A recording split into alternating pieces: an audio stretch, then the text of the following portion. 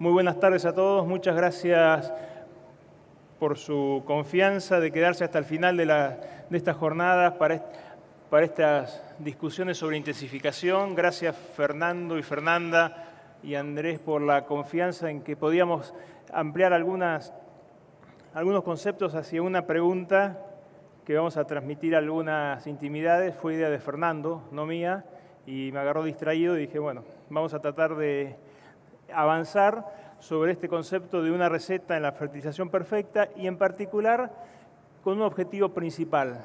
Voy a empezar por la conclusión. Esto es una confusión. Y a partir de ahí empecemos a trabajar todos juntos en entender por qué digo que es algo confuso y que no esperemos que el hilo de la conversación nos permita estos pensamientos llevar a una receta, sino más bien a cómo hacemos esa receta, o primero si la tenemos. Sabemos y durante todo este simposio, en los distintos módulos, fuimos viendo que la intensificación sustentable, la intensificación ecológica, el manejo de la producción incluye en su componente esencial el uso de nutrientes, pero no como una forma aislada, sino como algo integrado. Sabemos por los resultados de los estudios de intensificación ecológica, tomando el ejemplo de maíz con resultados locales de Argentina, que la búsqueda de genotipos superiores junto con alta densidad de siembra y mejoras en las dosis de fertilización con nitrógeno le dan sustento al sistema y le dan visibilidad y perdurabilidad. Y también a nivel de algunos estudios, nada más que 360 campañas de análisis de estudios de larga duración en distintas regiones del mundo, se puede cuantificar que la contribución de los nutrientes a la hora de manejar un cultivo representa el 30% de su resultado y que a la vez es una de las variables que más flexibilidad tenemos a la hora de tomar decisiones. Podemos modificar moderadamente la fecha de siembra, moderadamente la densidad, escasamente la genética que queremos estar eligiendo, y donde tenemos más variabilidad en cuanto a nuestra intervención en la toma de decisiones es cómo exploramos ese 30% de brecha que aportan los nutrientes. Y eso no es algo que planteemos solo desde los resultados de investigación, sino que también es algo que vemos a partir de las expectativas del usuario, de los productores. Una encuesta que desde Fertilizar recurrentemente hacemos para conocer cómo manejamos los nutrientes, qué expectativas tenemos de producción, nos mostraba hace 3 años atrás sobre una población de cercana a 1000 productores de región pampeana que se considera que hay cerca del 35% de su resultado está atado al manejo de los nutrientes. O sea, hay una consideración de los nutrientes con un rol más que significativo en el resultado productivo. También vimos que el suelo está mostrándonos que limita la producción en Argentina. Ya Hernán presentó estos mapas, no voy a entrar en detalle para conversar sobre su interpretación, pero sí que sabemos que nuestros sistemas agrícolas tienen indicadores, como son los análisis de suelo, que nos están mostrando una ampliación de la frecuencia de sitios donde la producción de los cultivos se ven limitados, sea en este caso de ejemplos de fósforo, de zinc, vimos incipientes números asociados al caso de potasio. Y como bien decía César, a partir de un estudio que empezamos en Fertilizar el año pasado sobre información independiente, y este año lo hicimos ya con información propia, donde se recopila el estado de nutrición de los cultivos por análisis foliares en lotes de producción representativos de distintas regiones pampeanas. Las plantas lo saben. Nuestras plantas, nuestros cultivos están mostrando deficiencias o limitaciones en cuanto a los nutrientes. Si tomamos como base de referencia, sin entrar en un análisis más en detalle sobre relaciones de nutrientes, pero sí de contenidos absolutos y de concentraciones, que, por ejemplo, el caso de zinc es frecuente en todos los cultivos de región pampeana encontrar condiciones de subnutrición cercano a la etapa de floración. Eso quiere decir que estamos fertilizando bien, mal, lo vimos durante todo el simposio, pero sí somos conscientes que las plantas saben que parte de su limitación productiva viene de la mano de cómo estamos manejando el caso del azufre, cómo estamos manejando el zinc. Es interesante ver el caso de maíz. Es un cultivo de muy alta producción donde hay una incorporación tecnológica muy grande, nuevos genotipos, ajustes de densidades, elección de sitios, pero la nutrición nos deja un 50% de esas plantas en condiciones limitantes de nitrógeno, de fósforo, de azufre, de zinc, y en algunas regiones empieza a aparecer el potasio como diciendo yo también soy parte de esa limitación en su expresión productiva. Ese compendio entre qué ofrece el suelo y qué nos están diciendo las plantas lo discutimos al fin del último simposio, cuando hablábamos sobre qué herramientas teníamos y cómo había sido la evolución en las herramientas para elaborar recomendaciones. Y es interesante también destacar la continua alimentación, la mejora continua que tenemos en cuanto a cómo vamos a disponer de elementos de distintos grupos de investigación, de distintas escuelas de estudios de fertilidad y de sistemas integrados de producción para ir perfeccionando las etapas de recomendación. Es decir, tenemos herramientas fuertes que se desarrollan localmente desde la interpretación del reconocimiento un nutriente limitante hasta la integración más compleja con modelos integrados de bases de datos y, como mencionaba hoy Rodolfo en su presentación sobre Big Data, la trayectoria de pasar a tener más información a nivel de consorcios que nos están ayudando a alimentar la toma de decisiones. Ese complejo, ¿cómo se refleja en el uso de fertilizantes? Hoy Argentina, en cuanto al manejo de la fertilización, se podría analizar básicamente como una situación binaria en cuanto a quienes deciden fertilizar.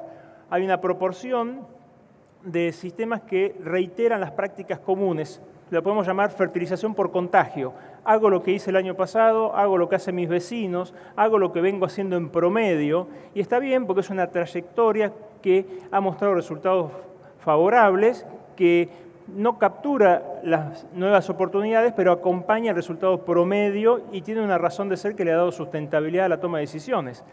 Y hay otro grupo que incorpora algunos indicadores a la hora de hacer diagnósticos que se complica, que busca perfeccionarlo a partir de análisis de suelo, conocer la expectativa productiva, las demandas, o la integración con información complementaria, como bien mostraba Gustavo, pronósticos climáticos, antecesores. Es decir, hay información que nos permite mejorar las recomendaciones. Solo para que lo pensemos, menos del 10% de los lotes de producción de todos los cultivos anuales tiene análisis de suelo. Entonces, la cuenta rápida es qué porcentaje de las estrategias de manejo de la nutrición son por el modelo de contagio y qué porcentaje son por el uso de indicadores. Entonces, primer desafío es, tenemos información, pero su implementación está limitada. No es para ustedes, porque ustedes llegaron acá y lo usan. El 100% de los que están en esta sala usan este segundo grupo, pero le voy a pedir que le avisen a sus vecinos que existe esa categoría, porque esa categoría es por la cual vamos a tratar de transitar la gran pregunta sobre la oportunidad o no de desarrollar recetas en la fertilización. ¿Cómo se refleja? Porque en el día a día es donde tenemos que ver cómo se refleja esa dicotomía en los manejos de la fertilización. Hay indicadores que nos dicen que la estrategia de fertilización con la cual estamos manejando nuestros cultivos limita la producción. Fijémonos que antes hablamos de los nutrientes. Los nutrientes es algo relativamente abstracto. Acá ya es la estrategia de fertilización, es decir, cómo llevo esa solución a mi sistema, es algo que hoy está limitando la expresión de producción. En cultivos de cereales, estos son resultados que compartió Andrés Grasso ayer y son propios de uno de los proyectos de investigación que se manejan dentro del Comité Técnico de Fertilizar, donde se comparan distintas estrategias de fertilización en secuencias de cultivos. Andrés comentó algo importante. Los cultivos de cereales, caso de maíz o de trigo, con su práctica actual, están muy próximos a una estrategia promedio, es decir, a cuidar esa productividad media de los últimos 7 o 10 años, tecnologías de los últimos 7 o 10 años, sin poner en tela de juicio la incorporación de tecnologías que nos llevan a los modelos de alta producción que elegimos cuando elegimos ese híbrido mejor, cuando tomamos la decisión de ajustar esa densidad, cuando cambiamos a la variedad nueva porque creemos que va a tener un potencial mayor de producción. Entonces, hay una brecha productiva que ya está medida y que conocemos, que está asociado a la estrategia de fertilización. Esa brecha está cercana entre el 9 o 16%, dependiendo del cultivo, y que nos dispara un interrogante. cómo estamos diagnosticando nuestra expectativa productiva a la hora de plantear nuestra estrategia.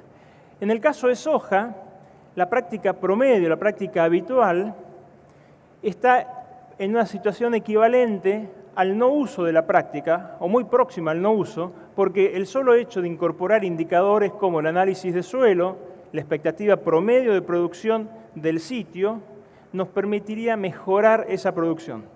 ¿Por qué? Porque tenemos muchas razones en las cuales hemos llegado a esa decisión, y hoy también Rodolfo mostraba cómo era la adopción de tecnologías y la rentabilidad, donde nos pudimos cuestionar cómo llegamos a ese punto, pero sí sabemos que la integración de toma de decisiones es parte de estos elementos a considerar a la hora de plantear una estrategia de fertilización que se manifiesta anualmente en nuestros resultados productivos.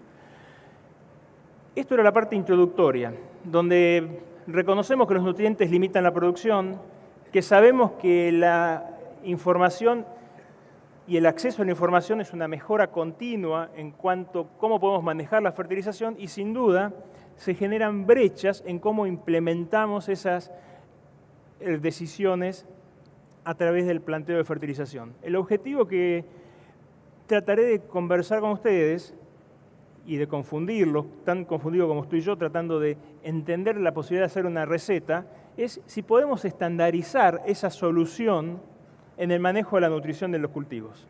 Es decir, podemos escribir una receta para que mejoremos esa producción y no tengamos discusiones de cuál es mejor y cuál es peor. Para todos estamos familiarizados qué son las recetas. Las recetas las usamos en medicina, las usamos también en agronomía para hacer prescripciones, las usamos en la cocina, y las recetas en sí son una herramienta, son notas únicas que nos permiten autorizar cierta actividad, despachar un principio activo o una formulación o dar una dosis, o también una descripción de la fórmula, o sea, cómo llegamos a hacer esa torta, cómo llegamos a lograr ese formulado que vamos a estar usando en medicina, que tiene ciertos componentes, o tal formulado que vamos a usar para nuestra producción. Es decir, es una serie de instrucciones con un resultado aplicable único. Y lo que vemos de una receta, normalmente y con frecuencia, es su resultado, su aplicación. Y que en agronomía, y vinculado al manejo de la nutrición de los cultivos, lo hemos logrado, o se ha logrado, simplificar que esa receta, esa estrategia de manejo de la nutrición visible, se forma a partir de 4 principios. Esos principios que a lo largo del tiempo, en estos simposios y en muchos eventos hemos tratado de compartir, basan principalmente en reconocer la importancia entre la sincronización que hay entre la captura de un nutriente por el cultivo y con el uso que tiene ese cultivo del nutriente en función de la aplicación. Y lo que visibilizamos, esas 4 R en inglés o las 4 C en castellano o portugués, nos dice que es elegir la fuente, la dosis, el momento y la ubicación correcta. Y es muy simple. ¿Podemos hacer una receta? Sí, la receta de aplicación existe, respetando las 4 R o las 4 C. Pero si queremos llegar a responder esas 4 pilares o 4 principios que hacen a la administración, a la visibilidad operativa de la práctica de fertilización, empezamos a tener muchos interrogantes que todos ustedes inmediatamente cuando vieron esta información conceptual empezaron a preguntarse y repreguntarse, que son los motivadores para que los grupos de investigación traten de generar continuamente números, datos, información para alimentar las respuestas. ¿Cuáles son los mecanismos involucrados? Agronómicos, es decir, qué grado hay de la predicción de los consumos, porque estamos tomando decisiones antes que el cultivo consuma ese nutriente y tenemos que saber cómo va a crecer y cómo lo va a consumir. ¿Qué interacciones hay dentro del sistema productivo? Si hay condiciones favorables, hoy Gustavo mencionaba la importancia del año niño y niña, englobado en una recomendación de manejo de la nutrición en el caso de maíz, pero no solo afecta la dinámica del nitrógeno en el cultivo, riesgos de lavado o o oportunidades de mineralización, sino que también directamente esa condición climática afecta el consumo porque afecta el crecimiento. Entonces ese grado de interacciones, ¿cómo las podemos estar manejando o resolviendo. Y otra interacción importante, ¿cuáles son las restricciones operativas? ¿Qué es lo que puedo hacer? ¿Qué es lo que quiero hacer?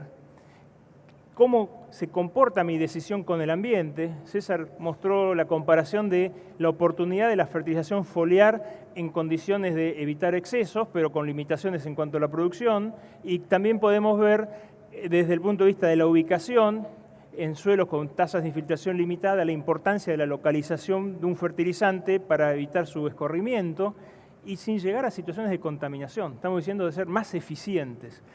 Y estas respuestas empiezan a tener sentido cuando, en lugar de usar, como decía Rodolfo, un mapa de rendimiento impreso que puede ser para una linda pila de papeles en el escritorio, empezamos a transformar esos colores en datos y empezamos a aceptar el valor de la diversidad de los resultados más que la búsqueda del resultado en sí mismo. O sea, las discusiones por un número único ya empieza a ser una discusión antigua. Hoy tenemos que buscar entender esa variabilidad a partir de números que nos van a dar sustento a distribuciones de frecuencias, probabilidades, predicciones, sin escapar a que hay 3 etapas generales en lo que hace al manejo de la fertilización que tendremos que respetar. En la medida que nosotros saltamos esas etapas, las ignoramos o las minimizamos, empezamos a ser flaca y nos alejamos de la posibilidad de hacer una receta sólida o una recomendación sólida. Cuando hablamos de diagnóstico, básicamente es manejo de indicadores, tanto de oferta como de demanda. Oferta es que hay en el suelo y que espero que pueda generar el suelo, indicadores que me permitan transitar en ese camino, y de demanda, cuáles son las expectativas productivas. ¿Cuál es el rendimiento al que le estoy apuntando? ¿Es el promedio? ¿El promedio representa la tendencia que yo estoy observando en mi sistema de producción? Por ejemplo, la mejora genética observada en lotes de producción de trigo está cercana a los 100, 120 kilos por año. Si estamos usando el valor promedio de los últimos 10, es decir, estamos 5 años para atrás en el rendimiento esperado promedio. Por lo tanto, mi corrección de nitrógeno está 5 años atrasada. Es una cuenta muy simple, pero tenemos que ponerle datos para poder posicionarnos en cuanto a la oferta y la demanda. Después transitamos la etapa de la interpretación. La interpretación es manejo de información disponible para la toma de decisiones. No hay una interpretación única. Ayer, conversando en los pasillos, alguien me preguntaba, ¿cuál es tu recomendación para este año? Hoy, plan A, plan B, plan C, plan Z. Tengo tiempo para ejecutarlo, pero lo importante es manejar integradamente la estrategia productiva. No es solo una recomendación y si no aplican esto me ofendo y me voy, sino al contrario, cuáles son las distintas oportunidades de interpretación que me permiten llegar a mi mejor resultado en mi mejor sistema productivo. Y por último es la aplicación, que es lo visible. Lo visible no es solamente respetar los grandes pilares de esas 4C o 4Rs, sino también integrar un componente que es fuertemente regulador de cómo estamos manejando nuestros nutrientes, que es la logística. Tenemos que hacer una estrategia sobre la logística. La logística no es solo lo que yo deseo, sino lo que yo tengo, lo que puedo y lo que accedo. Y la logística no es solamente pensar en el distribuidor que va a tener el camión esperando para llevarlo, sino el pronóstico climático, si voy a tener caminos para llegar con el camión que está esperando para llegar.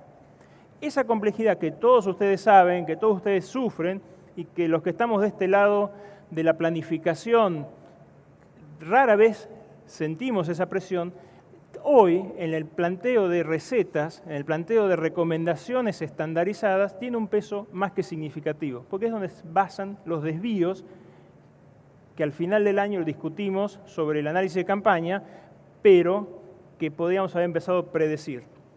Cuando hablamos de esta sucesión de decisiones que integran distintos niveles de conocimiento, ya nos estamos aproximando que tenemos que empezar a jugar a convivir con interpretaciones que son quali y cuantitativas, que hay cosas que podemos poner números y tenemos que usarlas esos números para la toma de decisiones, como aquellas que tenemos expectativas que nos pueden dar mayor o menor frecuencia, aunque no sea numérica, para posicionarnos en componentes de riesgo. Y es así que una propuesta a discutir sobre esta etapa de interpretación de la estrategia de manejo de la fertilización, le llamamos las 3D de la fertilización. La fertilización tiene pilares que no pueden dejar de tener en su planificación. Uno es la D de la demanda, para la cual tenemos que animarnos a cuantificar. César habló muy bien de la demanda por día. Los resultados que manejamos es la demanda total, pero cualquiera de los dos está en forma proporcional ligada a la expectativa de producción, el rendimiento, y tenemos que poner números a cuál es mi expectativa productiva, el tamaño de mi aspiradora, para poder establecer la primer base de discusión en cuanto a la interpretación de resultados. En segundo componente es la disponibilidad. Esa disponibilidad es una disponibilidad amplia. Es cómo interpreto los análisis de suelo. Hay análisis de suelo que se utilizan como una llave binaria. Si estamos por debajo de tal umbral, la probabilidad de respuesta a la corrección es alta, intermedia o nula. Y otros que se usan con interpretaciones más cuantitativas que tratan de reflejar la cantidad del nutriente accesible, potencialmente disponible para el cultivo. Entonces, evitando mezclar las interpretaciones y poder llevar esos indicadores de oferta a algo que haga sentido a la hora de planificarlos. Y por último, la D de decisión, aplicación, es decir, cómo pongo en práctica, cómo organizo esta logística desde el diagnóstico, desde las expectativas de demanda, desde la integración de la práctica operativa. Es muy bueno haber hecho una planificación para corregir nitrógeno en 8 hojas de cultivos de maíz, pero me olvidé que había sembrado, como había uno de los pósters, a 35 centímetros y no tengo forma de ingresar. Entonces tengo que replantear toda mi estrategia, teniendo en cuenta en el momento que planteo mi estrategia cuáles son los desvíos que me genera la decisión, sin llegar a ese extremo. Pero ustedes estarán pensando en todos esos extremos de cómo accedo al lote, cuál es mi logística, que nos lleva a la complejidad que es hablar de una receta, de una única forma de encarar una estrategia productiva desde su origen. Y en todos los casos, estos elementos a la vez los podemos abrir con múltiples opciones para proyectar expectativas productivas. En todos los casos, la cuantificación, números, nos ayudan a prepararnos mejor para ese resultado cuando nos permiten desviarnos, ¿no?, o interpretar los desvíos con respecto al promedio. Es algo que usamos con muchas tomas de decisiones en fertilidad de suelos, en el manejo de la fertilización, no escapa a esa integración de sumar números a la hora de plantear toma de decisiones. Llegando a las conclusiones, tratando de que Fernando esté más tranquilo con los tiempos, gráficamente lo que estamos tratando de ver es que cuando hablamos de recomendaciones de manejo de la fertilización, estamos hablando de procesos integrales de manejo. No es serio imaginar que con un análisis de suelo tengo resuelto la respuesta de la dosis, momento, ubicación del fertilizante. Tengo que entender un contexto. El contexto no es curiosidad del laboratorio, no es curiosidad del técnico, sino que hace parte del contenido a la toma de decisiones. Sabemos, y lo manejamos a diario, que cuando hablamos de los pronósticos climáticos, alguien toma la medida, alguien va con un termómetro al Pacífico y mide la temperatura y la evolución diaria, y con esos números que van a caer en un modelo o en miles de modelos, vemos una tendencia y decimos el pronóstico en cuanto a la evolución de la atmósfera en mi región, en promedio, dentro de ese desvío de distintos modelos, es tal. Y empezamos a trabajar que eso va variando en el tiempo. Cuando hablamos de fertilización, conceptualmente, el plantear una estrategia de fertilización es equivalente al manejo de un pronóstico climático, pero al revés, donde durante la etapa de interpretación, durante el momento en el cual manejamos esos 3 pilares, esas 3D de la fertilización, demanda, disponibilidad y decisión, vamos a ir variando en las distintas alternativas que podemos acceder, que podemos ir resolviendo, para que llegado el momento visible, ese punto de aplicación, es la mejor decisión en la cual pudimos estar moviéndonos.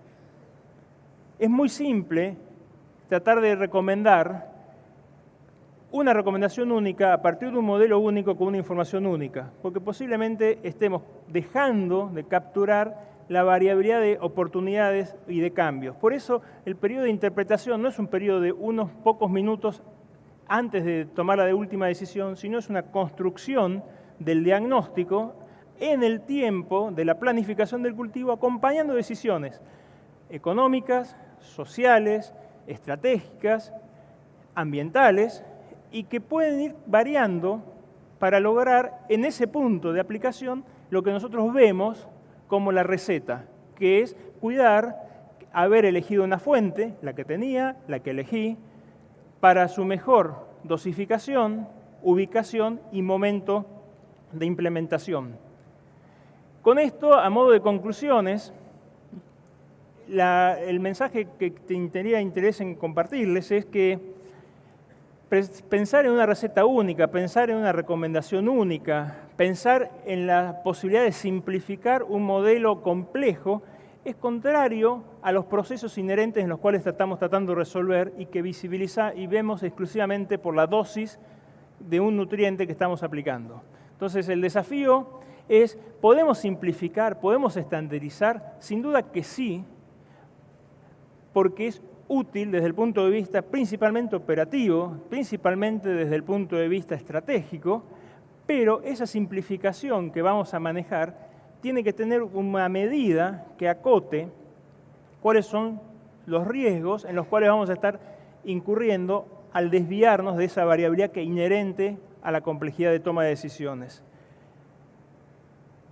A modo de síntesis, sepamos que hoy el crecimiento de la información capturada, almacenada y compartida nos permite consolidar, junto con esas máquinas nuevas de alta velocidad que superan nuestra capacidad de procesamiento o que tendrían que empezar a superarlo, herramientas que van a ir alimentándose en sí mismas. Por lo tanto, el desafío de avanzar hacia la receta es evitemos imaginar soluciones únicas a problemas complejos y avancemos en la cuantificación de nuestras decisiones porque son parte del crecimiento en lo que hace a la hora de tomar decisiones de fertilización. ¿Esto existe? Sí. En Japón se utiliza en forma muy marcada para manejar arroz de calidad, donde la información de los vecinos ayuda al establecimiento de prácticas en cuanto a la corrección de nitrógeno foliar para correcciones de proteína, aún sin que ese sitio haya sido muestreado. Por lo tanto,